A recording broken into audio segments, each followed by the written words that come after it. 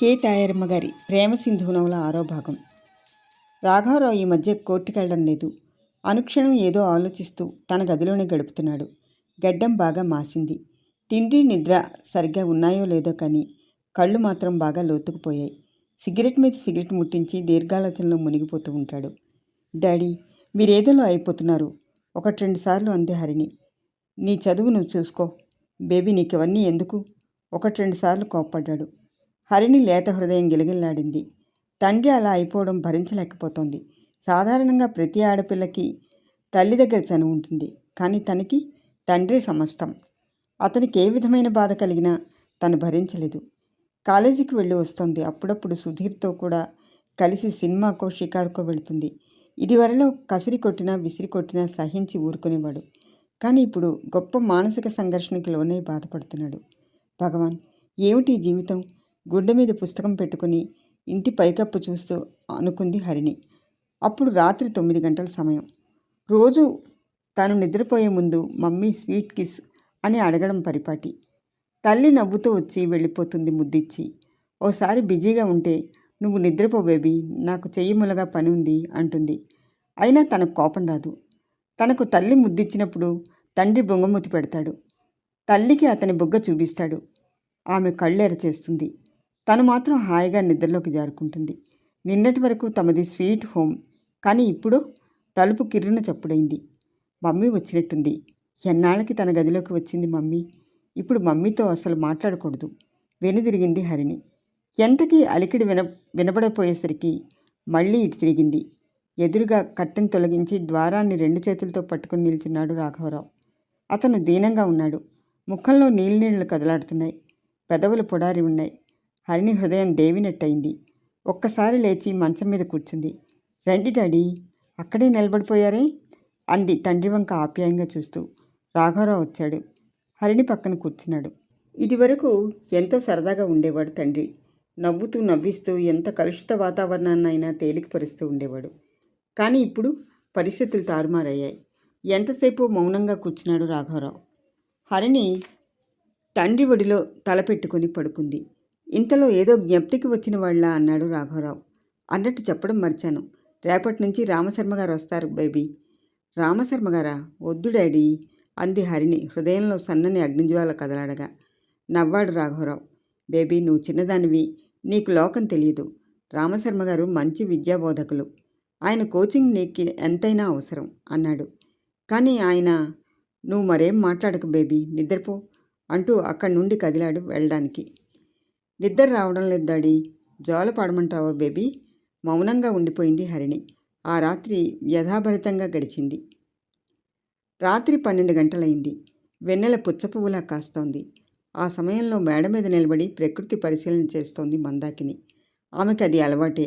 ఏదైనా రచన కొనసాగిస్తున్నప్పుడు దాని తాలూకా ఆలోచనలతో అలా ఒంటరిగా మేడ మీద తిరుగుతూ ఉంటుంది. ఇది తెలిసిన రాఘవరావు ఆమెకి ఎలాంటి ప్రతిబంధకము కలగజేయడు. కానీ రాఘవరావు ఆమె కలిసి మాట్లాడుకుని 2-3 నెలలైంది. ఆలోచనల మధ్య మౌనంగా ఉండిపోతున్నాడు రాఘవరావు. గతానికి వర్తమానానికి మధ్య కొట్టుమిట్టాడుతోంది మందాకిని. చల్లని పిల్ల తెమ్మెర ఒంటిని సొగ్గానే హాయిగా ఫీల్ అయింది మందాకిని. ఈ మధ్య తనకి రచనలు చేయాలనిపించడం లేదు. తను అస్త్ర సన్యాసం చేసిందా? ఊపిరి తీసుకోవడానికి కూడా టైం లేని బిజీ రైటర్ తను. కానీ ఇప్పుడు తెల్లని చందమామని నల్లని మబ్బులు కమ్మేశాయి. ఈ మబ్బులు విడిపడతాయా? వర్షం వచ్చే సూచనలు కనిపిస్తున్నాయి. తనకు వెన్నెలంటే ఎంత ఇష్టం. ఒకనాడు ఆ వెన్నెల్లోనే అవధాని వెతుక్కుంటూ బయలుదేరింది. అవధాని ఎక్కడా కనిపించలేదు. రాయుడిగారి కొడుకు హరిప్రసాద్ తనని కాటు వేయబోయాడు. కానీ ఎక్కడి నుంచి వచ్చాడో అవధాని హరిప్రసాద్ని ఎదిరించాడు.